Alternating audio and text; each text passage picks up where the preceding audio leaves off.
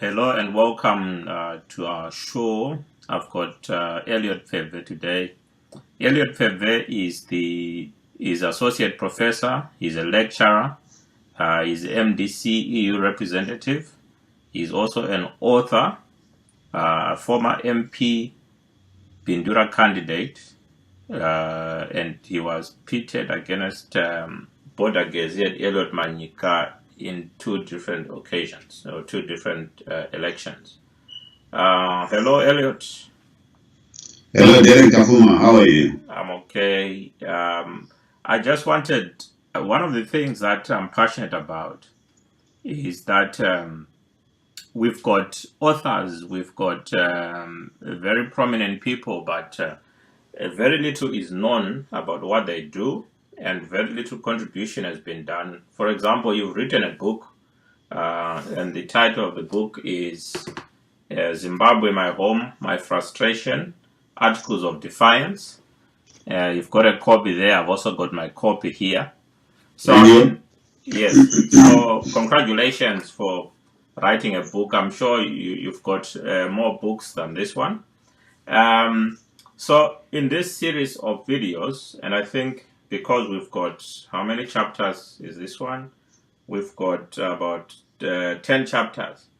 So we're looking at about 10 videos, which we're going to make based on each chapter. So today we're looking at chapter 1.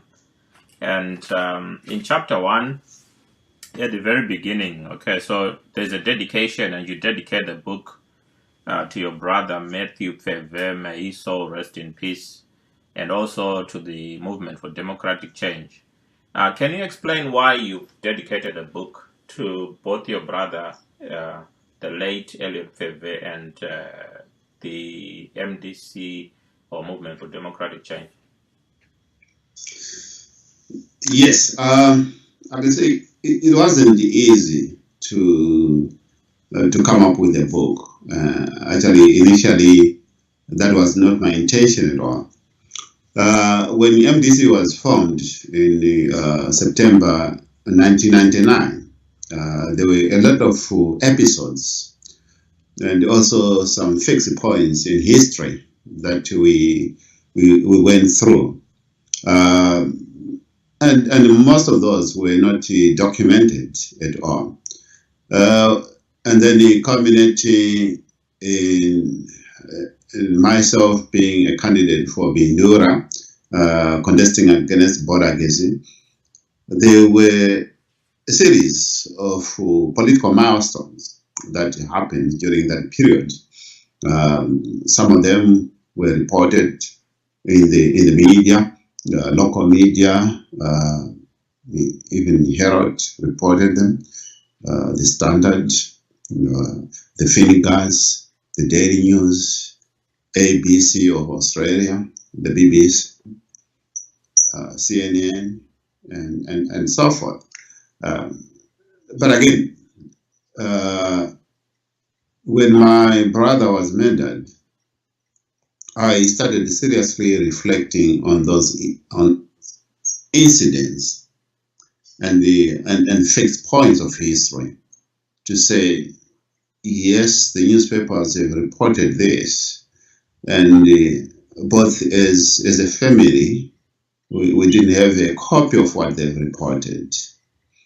As a party, MDC, a part of excellence, we were not even documenting our own success stories, our own vindictiveness, our own mishaps, all that was happening within MDC, including the murders that were happening, the destruction of property, people who were injured and incarcerated.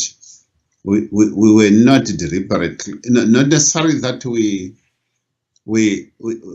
didn't want to document them, but that it never was the intention of the struggle to document every story of the struggle.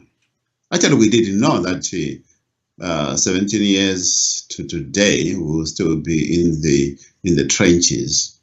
So what then happened to me was to say, okay, fine. I think it is very important that we document initially it wasn't a book, but it was documenting what was happening in the struggle on both sides, ZANU PF and MDC. And then eventually in 2000, October, I went to the US when we sued Robert Mugabe and his government for committing atrocities against innocent civilians in Zimbabwe. So that again was a moment of documentation. 2001, again, the same court case, with the court case when Mugabe appealed to the US federal court. We documented that. I documented that. In 2001, when I contested with Elliot Manyika, I did document that.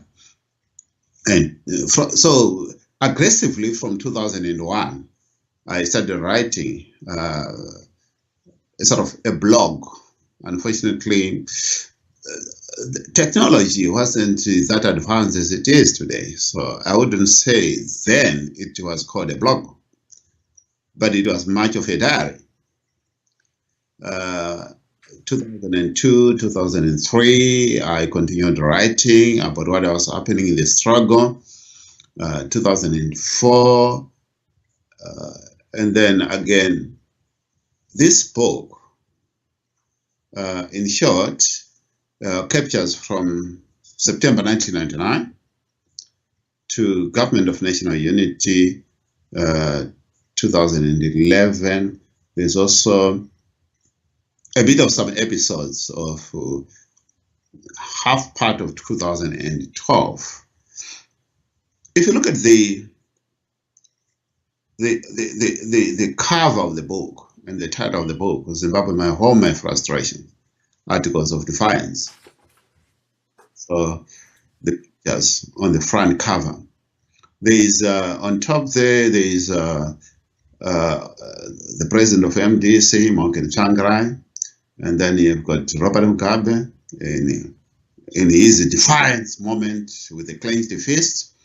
And below Robert Mugabe, you see a militia. Okay, so this is a militia that was trained to cause havoc to the entire country.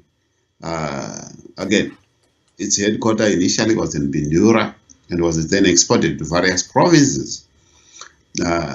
And then, so there was a sort of a comparison where Tsvangirai was a popular candidate coming from the grassroots of ZCTU and the people of Zimbabwe, and then Mugabe entrenched in his military fatigue.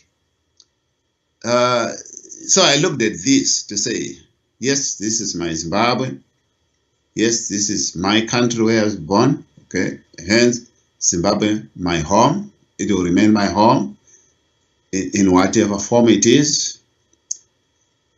Zimbabwe, my home, my frustrations. It is my frustrations because I know Zimbabweans have got the capacity, and the country has got a capacity to surpass all the SADC regions in terms of its intellectual capital, in terms of its resources, development, etc. But that chance is not being given because of the political party that is in power under the guise of Robert Mugabe. So, and then articles of defiance, I was looking at. Yes, the articles that I was writing since 1999 up to now are not articles that would be blessed by ZANU PF. And of course, I mean, 2013, when I went back to Zimbabwe, at the airport there, I was quizzed, and I was told that I was not a patriotic person. But it's based again on the articles that I've been writing. So yes, there are articles of defiance in that I know the ruffle feathers of the regime of Robert Mugabe, the bourgeoisie, but I'm also aware that it is coming from the core heart of what I believe in terms of democracy and what is enshrined in MDC as a part of democracy. And yes, so that's how I came about with the topic, Zimbabwe, home and frustration. Okay, thank you very much for that answer.